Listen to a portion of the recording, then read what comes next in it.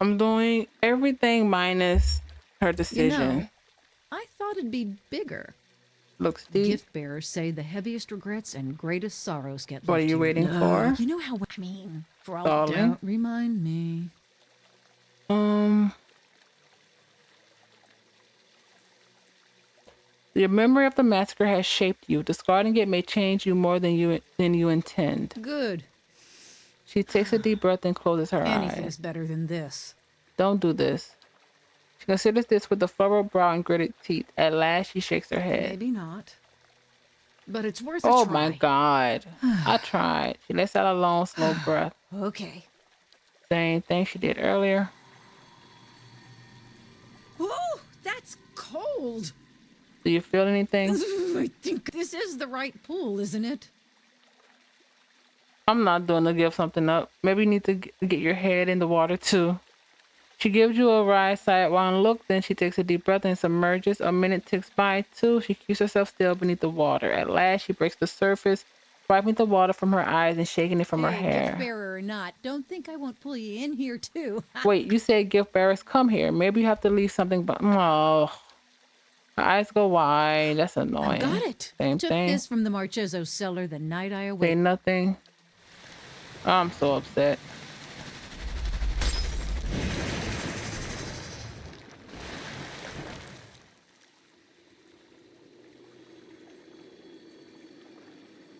Watch out! Same.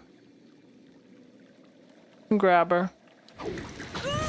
She's still pulled under. The devil pulls us back. Allow me Second. to retrieve her. I will Oh, fight that's this new. swine tentacle monster. At last, bubbles break the surface.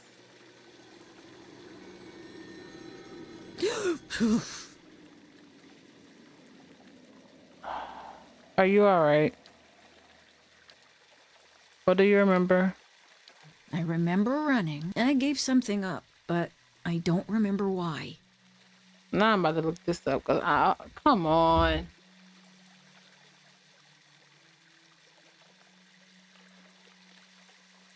How to get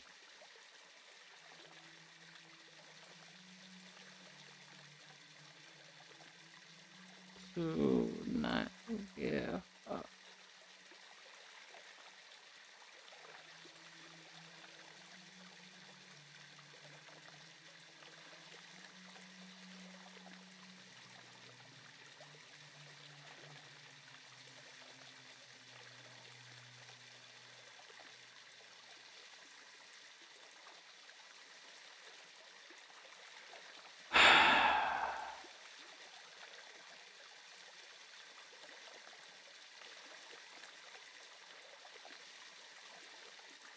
Hmm.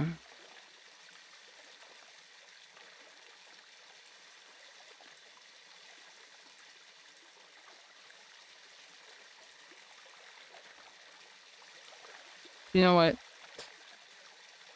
Only because we need to tell her about erasing the soul won't erase the part that's responsible for. Technically, it won't. Erasing the memory. I'm doing it. I'm doing it.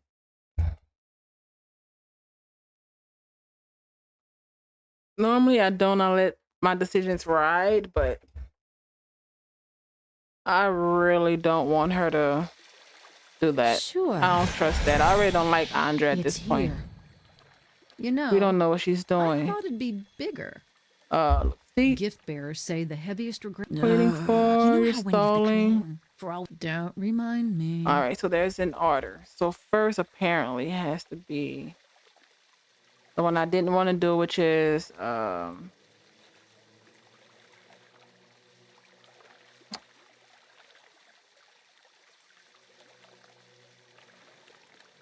right. Uh,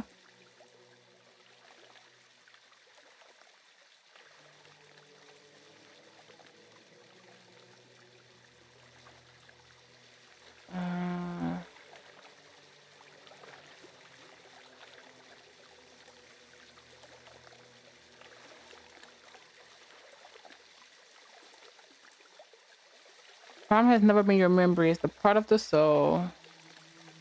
that lady to massacre those people. Closes her eyes and shakes her head But it's furiously. the memory that haunts me. I just want peace. I just want to close my eyes for once and see nothing in the dark. What if the memory of the massacre has prevented you from committing a similar crime? That was my soul, but it wasn't me. So I why was would a it different be? person, shaped by a different past. Well, but you want it I don't gone? think I could do anything so awful now. Her hands are clenched in front of her, and her brow is furrowed in determination. Despite all, she sounds like she's asking a question.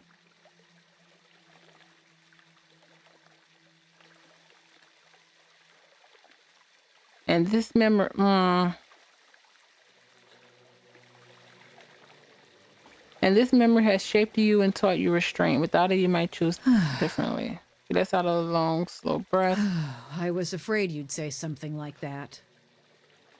She stares at the wall for a few seconds. My parents always said that anything that seems too good to be true probably is.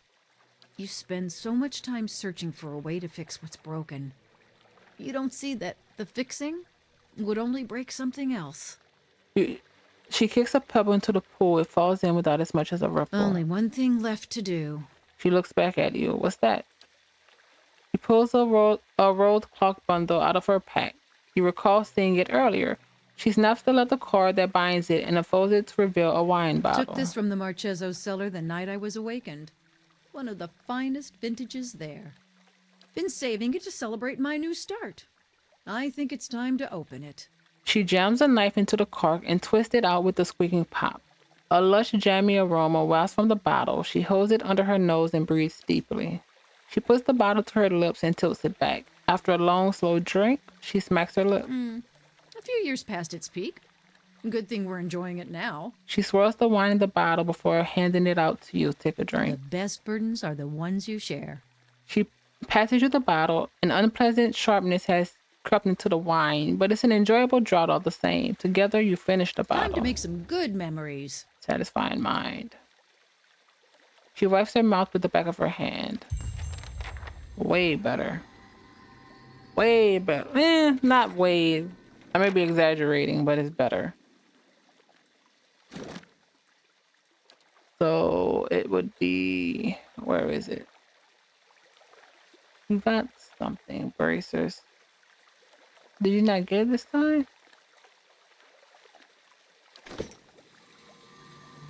Grieving mother.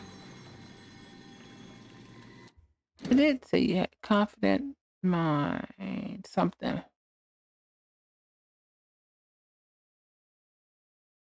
Because you got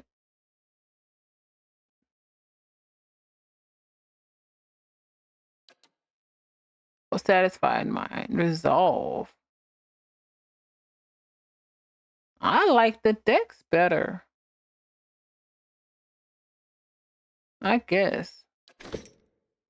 Grieving mother. Grieving mother found surprising resistance to inquiries regarding the whereabouts of Bancietta.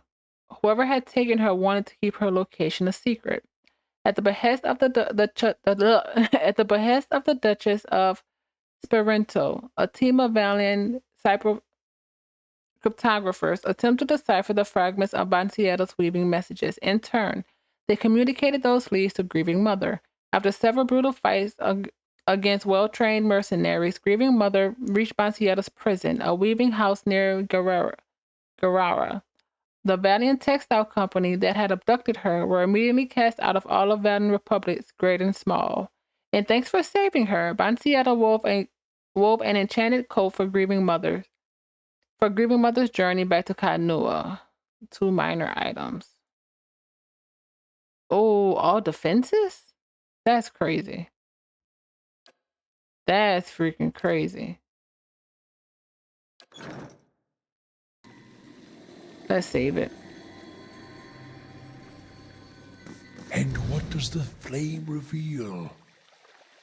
If you say so. Got it done.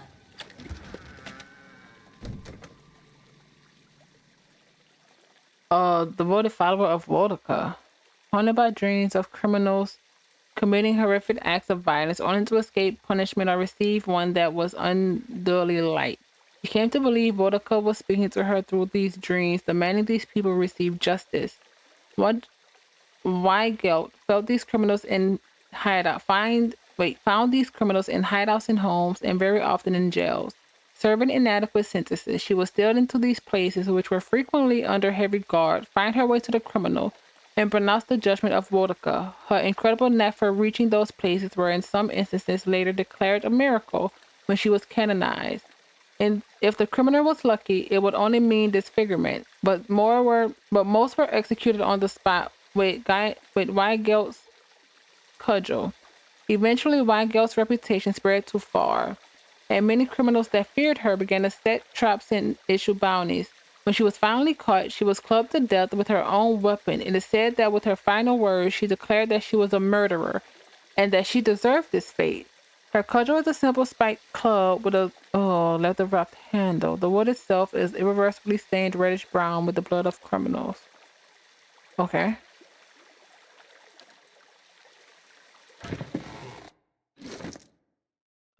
Club.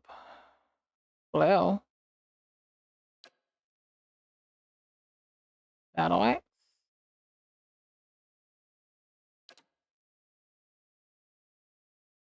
Fast. Better-ish.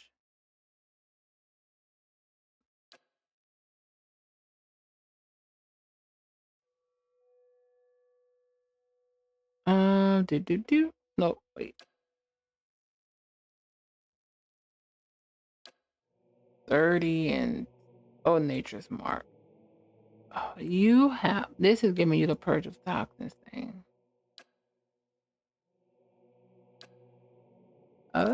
Maybe you.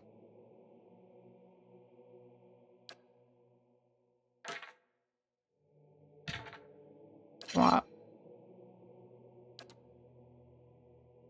Anything's better than this right now. Accuracy, crush, sure.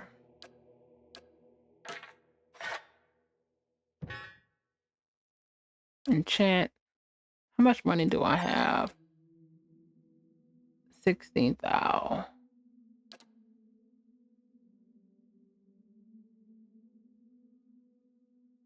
Oh, that's a lot already. Oh, nope. That's going to use my dragon eye. Let's do this one.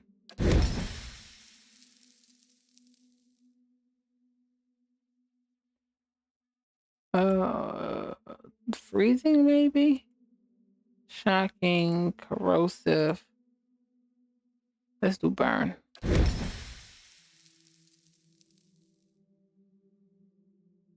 Interesting. Rat spell.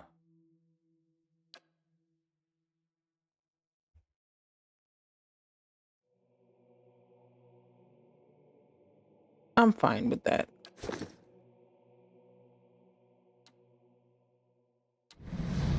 I'll take a peek.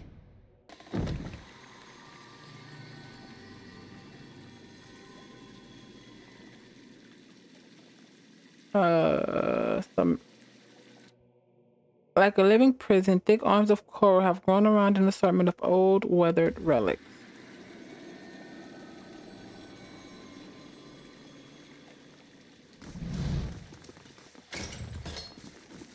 Don't bother us.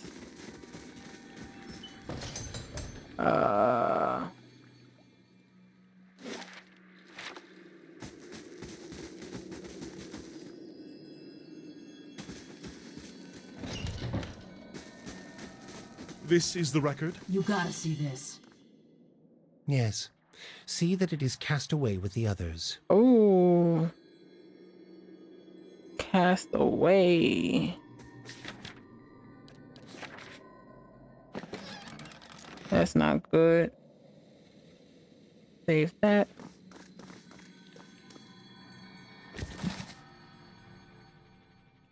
Abaddon's. Okay, Abaddon. Of all the stories of the gods, no doubt one of the most charming is the legend of Abaddon's hands. In some cultures, Abaddon's hands are tiny, cheerful creatures that hide in the walls and in the cracks between paving stones.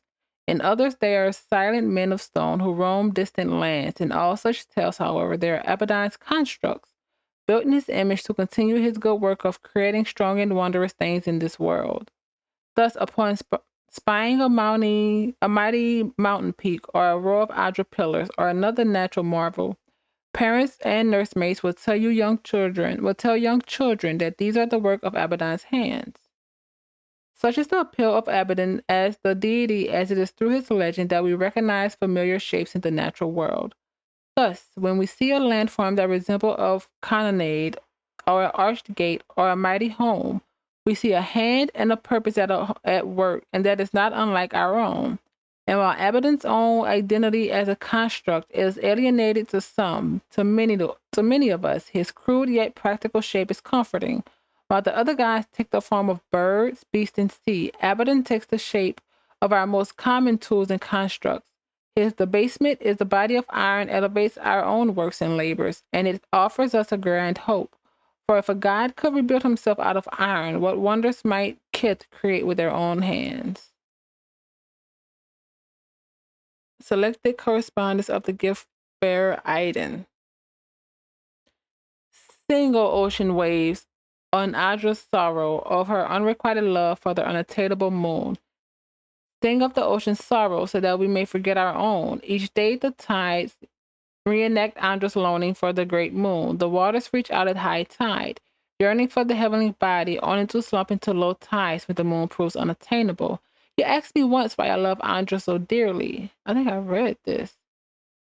I could go from a life of dry land to being a devotee to the goddess of the oceans. I sing of the ocean's sorrow so that I may forget my own. It is Andra's message that speaks to my heart. I have devoted my life to helping others discard painful memories, for that is the gift Andra gave me. When I lost my young daughter, my wife and I was inconsolable until the gift bearer offered to take my toddler's toll. I did read this. Never mind. The enigmatic god of cold. Cold. Young students are often confused by Bharat and Rigmond's seemingly overlapping roles in holding dominion over death. Rigmond Gold?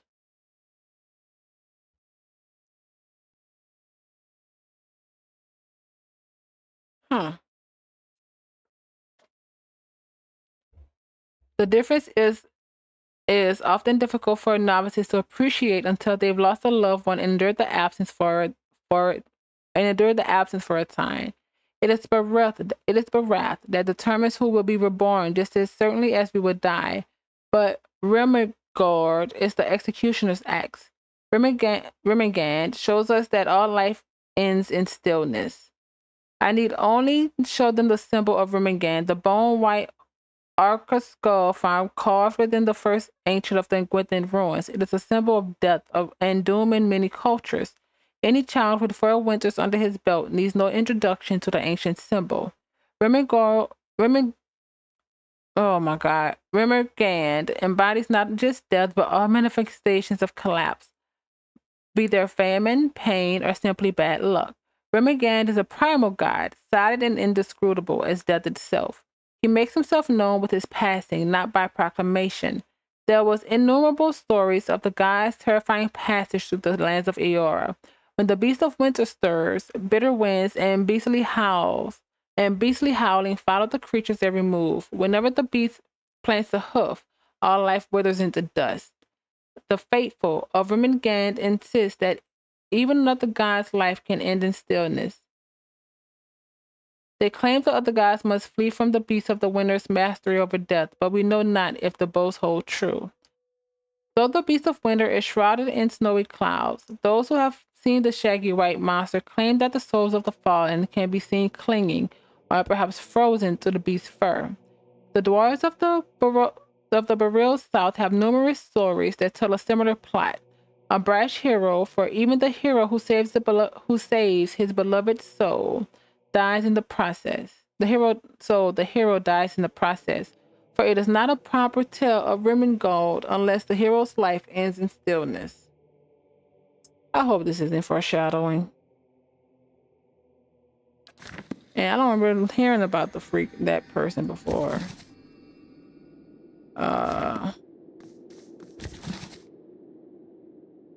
the Hurricane calendar, Noi Erosia, the New Year. While only 150 years old and of Valiant origin as well, the Erosian calendar is currently used throughout most of the drywood and the surrounding areas.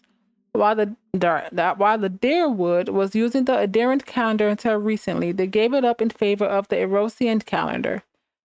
The transition was easy to get people to make because of the adherent calendar was hopelessly inaccurate.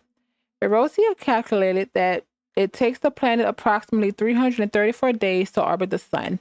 So he took the 9 months from the adherent calendar and broke them into 16 months of 20 days each, with each season consisting of 4 months. The length of each month corresponds to how long it takes Belphus, one of our moons, to circle the planet. At the end of each season, 3 days, not part of either season, are set aside for people to celebrate the transitions. Lastly, the final 2 days of the year, New Year's and Mid-Year, are used to observe the beginning of the mid-year of the year. To prevent any confusion for the transition from the old calendar to the new, Erosia kept the year the same, so although the calendar has only been in existence for 150 years, it is currently 2823 AI, Annie Erosia. Erosia gave the months Valiant name, but in the Drearwood and surrounding areas, they called them by their translated names. The year is broken down in the following way. New Year, a day to celebrate the arrival of the new year. Of all the holidays, this one is celebrated by most people around the Deerwood and the Valiant Republic. Each new year is greeted with a fervent zeal to begin things anew and start with a fresh slate.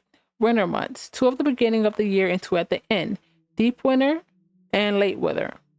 Spring dawn, 3 days. A prima, used to celebrate the transition of the world, rebirth in spring. Eothesia's festivals have especially prevalent at this time, or were prior to the Saints' War.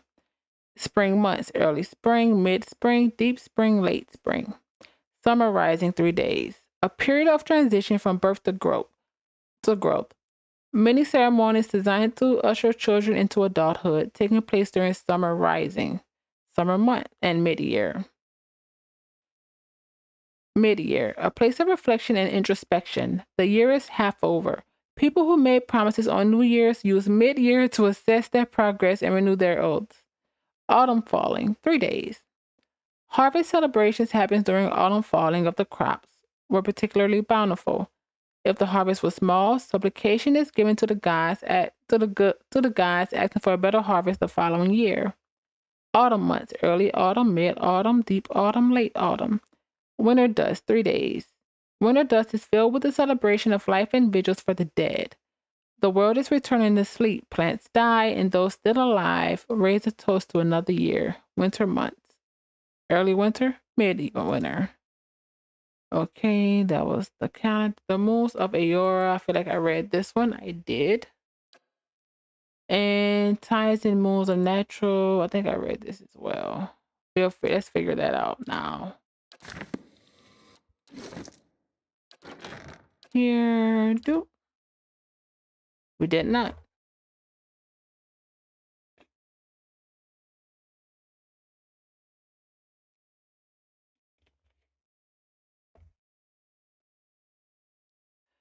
We have all heard the legends of Andros and Sign Balafa and the explanation that the goddess love for the moon causes the tides.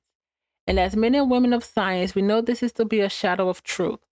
Yet there is another myth that we have also been quicker to dismiss, and I wonder if it does not merit further explanation.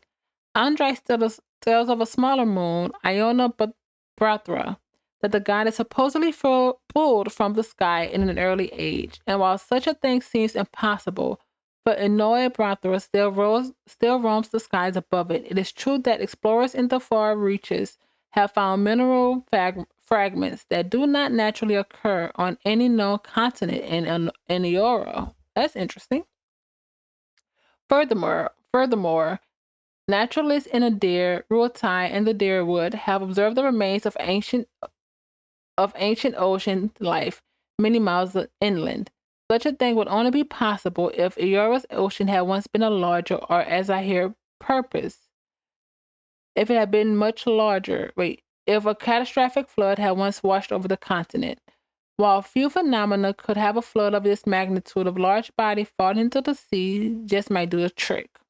In these pages, I will explain how some force of nature, if not an amorous goddess, could have pulled a small moon into Aurora millennia ago.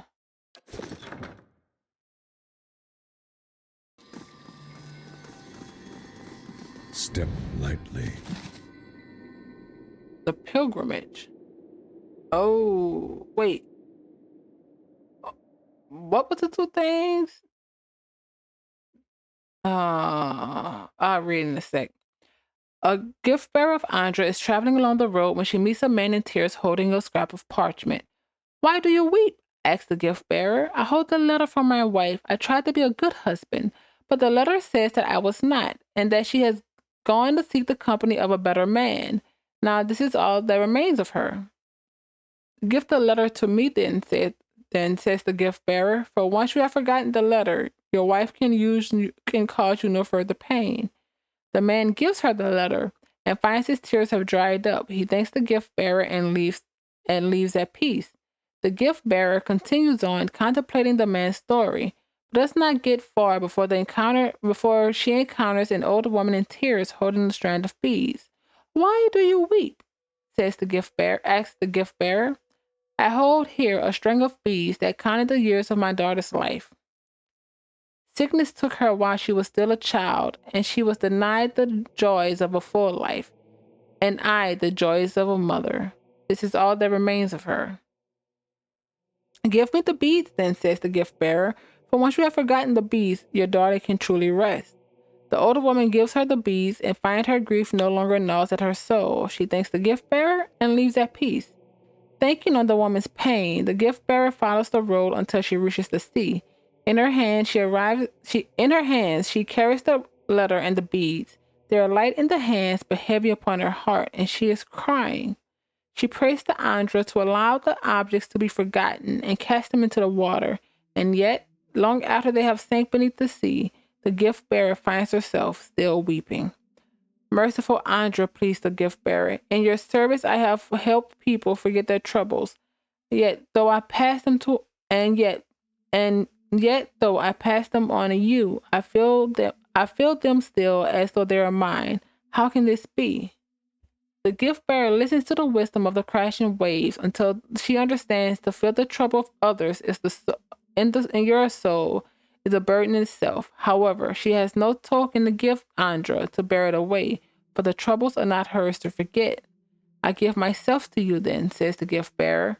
For once I am in your care, no memory can haunt me. And with that, the tide comes forth and embraces the gift bearer, and when it ebbs, she is gone. I feel like that's the words I need to say. I give myself to you then.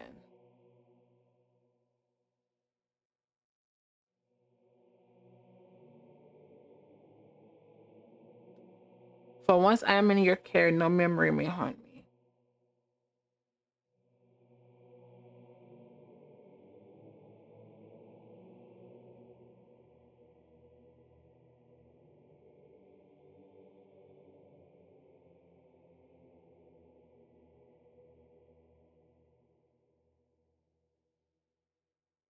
Gift bearer.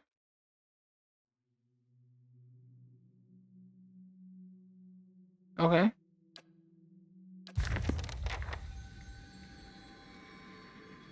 I think that was it.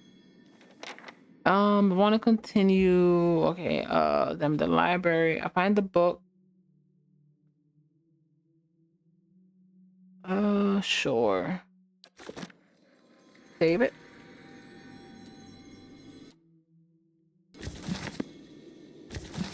It was Monsters of the Dead Fire Archipelago. I read that one for sure. La Citique, a poetry, a compilation.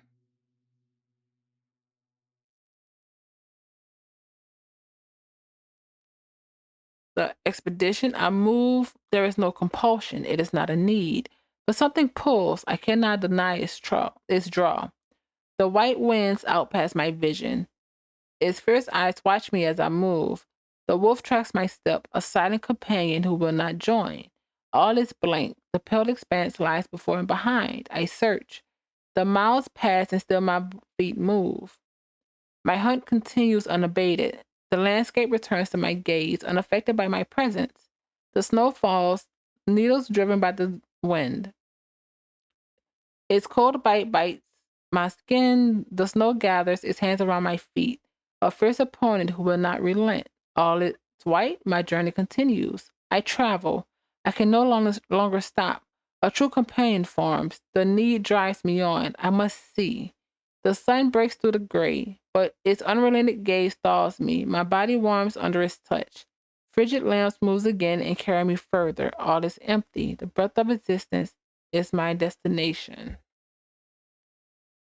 The sea and her love. Traditional Android hymn. The sea behold her love, shining the bright light from on high. She bade him come down from his palace in the sky. Her light could not be swayed, so she took a piece into her heart. And all who saw her grief that day sleep in her. I don't like how that ended. Sleep in her bottom still, but okay. Sure. Who's the guy? Let's save this. You're hiding something. Welcome, it's not you. The elf's blessing on you is not you. That's annoying.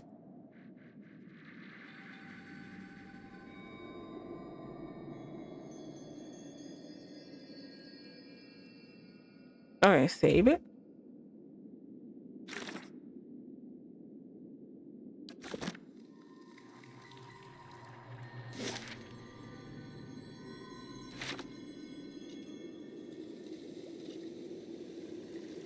Can we go through this one?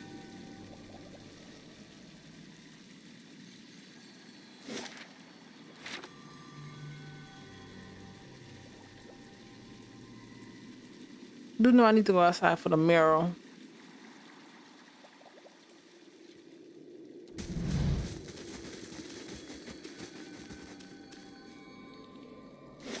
Hmm. Let's go here.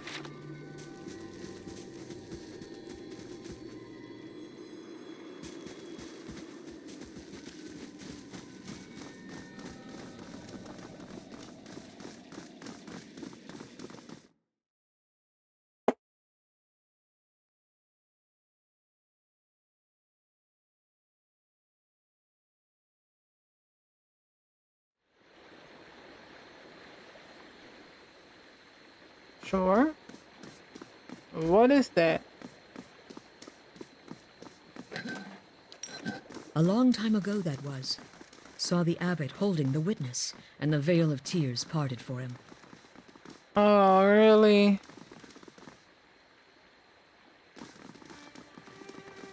This is gonna suck.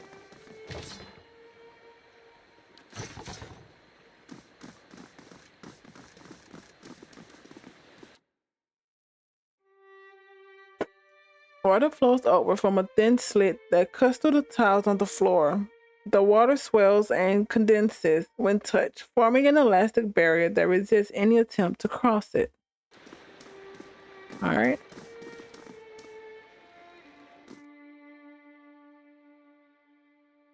Now we just need to figure out this. We have to figure out the mural.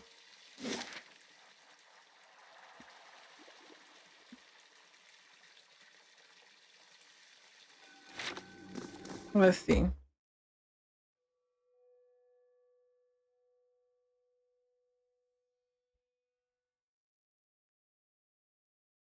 This has been a lot of reading. Nope, not that.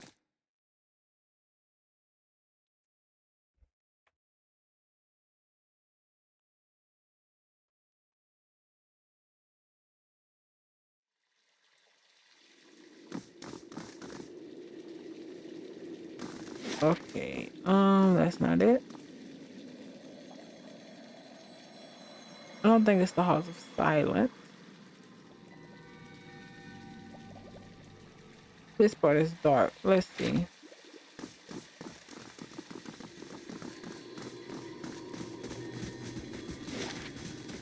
Oh no, it's not that.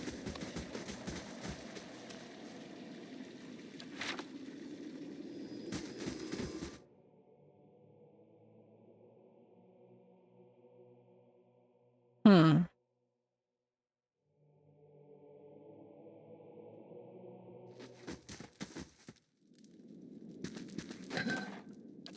Missed that.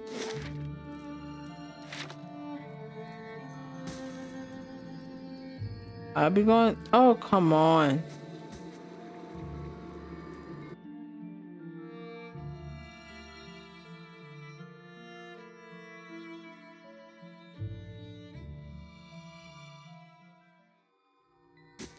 All right. I am curious about that barely injured status that some of them have.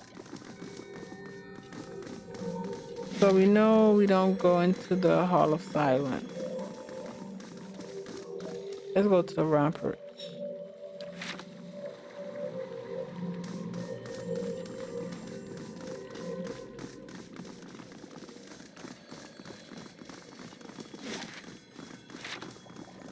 Who knows?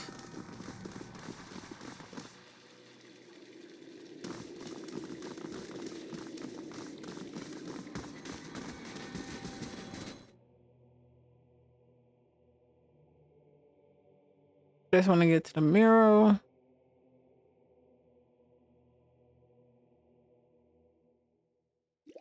There it is. All right. Let's end this here. And we come back, Miro, try to talk to the gift bearer again. And then continue on with, I guess, the rising tide.